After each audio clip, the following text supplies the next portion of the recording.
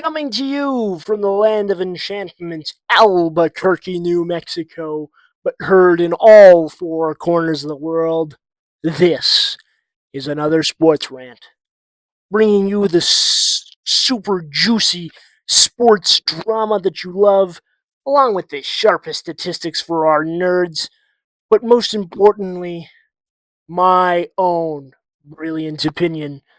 If you haven't already, please like and subscribe. If you're watching on YouTube, please leave a comment and a review.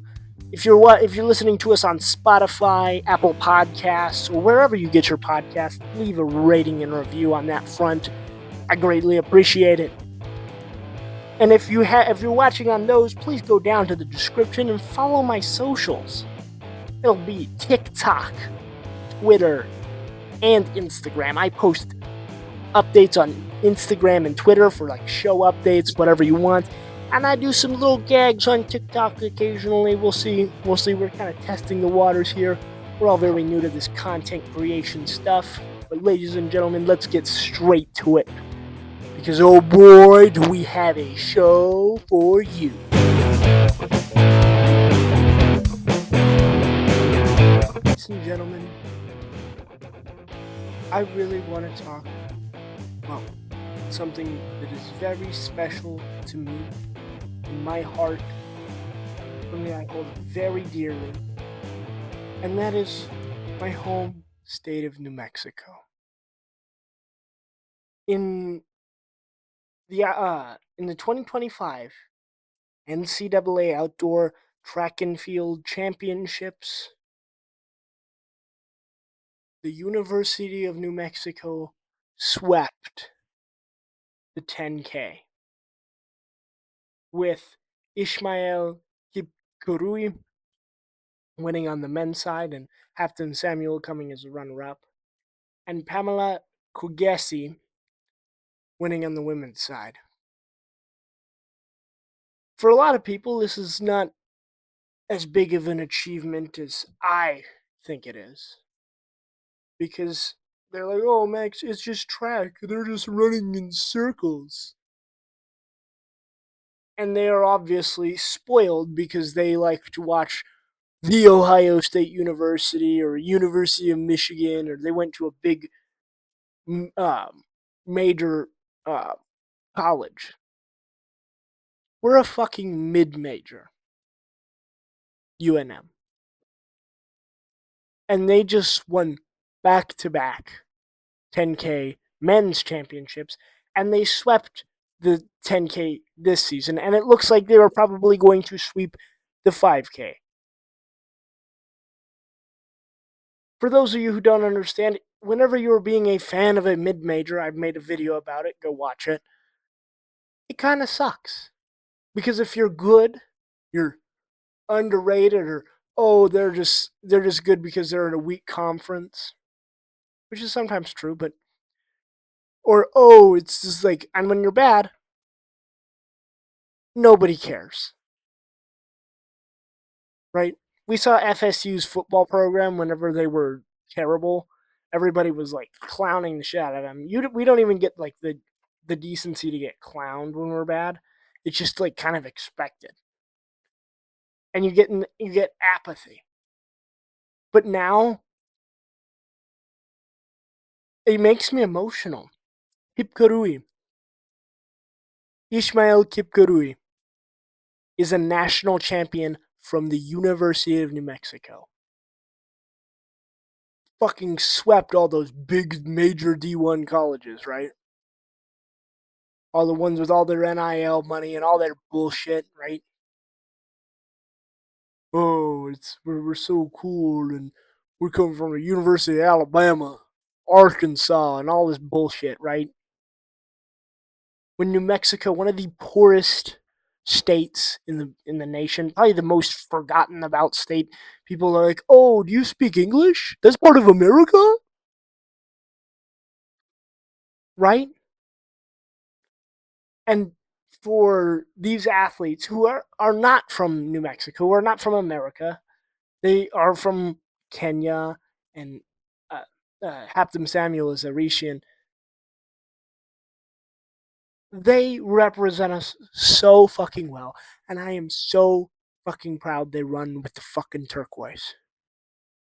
They run in the cherry, silver, and turquoise, baby. Fuck yeah. To see them dominate this competition in back-to-back seasons, and it makes me emotional. I don't have any other like really words to put it in. We don't get shit.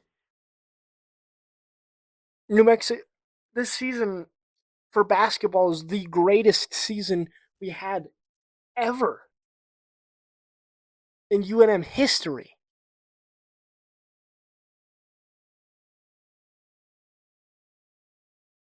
So, we only one singular NCAA game in men's basketball.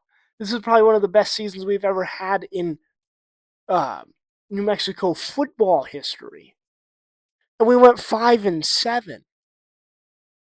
We beat a ranked team, but still, these guys just continue to impress me. I'm watching them in one of the toughest races because if a lot of people don't know or understand, they were at the end of the men's race. Um, they were tied. They're tied for second now with Florida with 18 points, just with those two guys.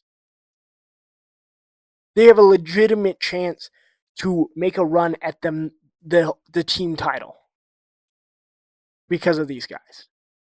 Because Haptum is running in the 5K as well on Saturday. So I am just I'm overwhelmed because a lot of people get spoiled. A lot of these big SEC Big Ten programs get spoiled with a lot of championships and a lot of wins, and they like to sit there in their big D1 happy family kind of deal, and they just sit up there and we're so high and mighty. Where is New Mexico, huh? In front of you, motherfucker, kicking your ass. You'll see the back of our fucking jerseys. And for people who don't have never run track, long distance is probably the most a 10K is 6.2 miles. It is the most mentally challenging shit you will ever do in your life. It is the most mentally challenging sport. I don't give a fuck. Fuck golf. There's no physical like I've played golf and I played competitively played golf. It does not hold a fucking candle to the dark place you fucking go when you're running for 6 fucking miles.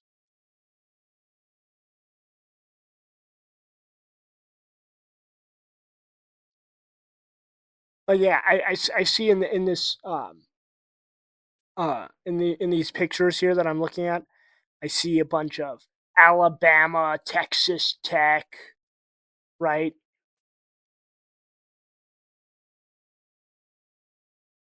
Fuck them. The Forgotten State is propped up by people who came to this country. This is like by two freshmen actually. Pamela is a freshman. Ishmael is a freshman.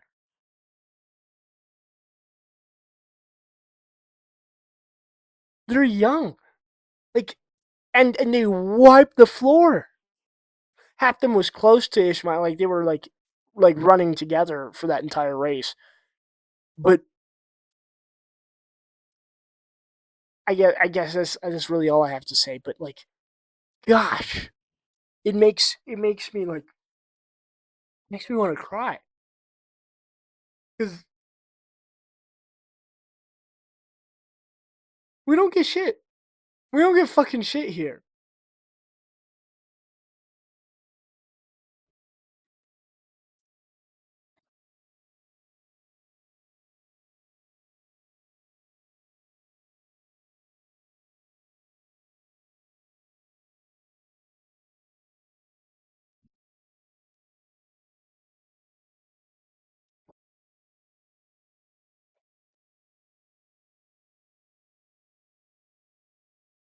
So I want to quickly apologize. I did not get to make a NBA Finals Game 3 instant reaction, and it's happening today. The Game 4 is happening today at 6:30. So I want to just briefly touch on that really fast before we get into it. It's more going to be like a Game 4 Finals prediction. But after watching Game 3, I was really just like shocked because I feel like there's a chance for uh Indiana to actually win this. I was like, what the fuck? With their intensity from TJ McConnell and Benedict Mathurin, like just being completely like impactful on the floor and just coming out with that like dog, like we don't fucking die, like which I've said about them the entire time. And it was like for in OKC's credit, yeah, it was on the road. Um, but this was the best game I've seen from the Pacers. Game 3 was the best game I've seen from the Pacers. And looking forward to Game 4, it's like I don't really know what OKC can really answer with. Granted, I feel like we have seen teams in the finals be down 2-1 and come back and win, like the 2015 Warriors, and they were a really good team, and they were just like it was just like the stress of being in the finals for the first time. But like this, it's all. I feel like the talent discrepancy that we thought was there at the beginning of the series is a lot smaller than we thought. It's like it's inches, not feet.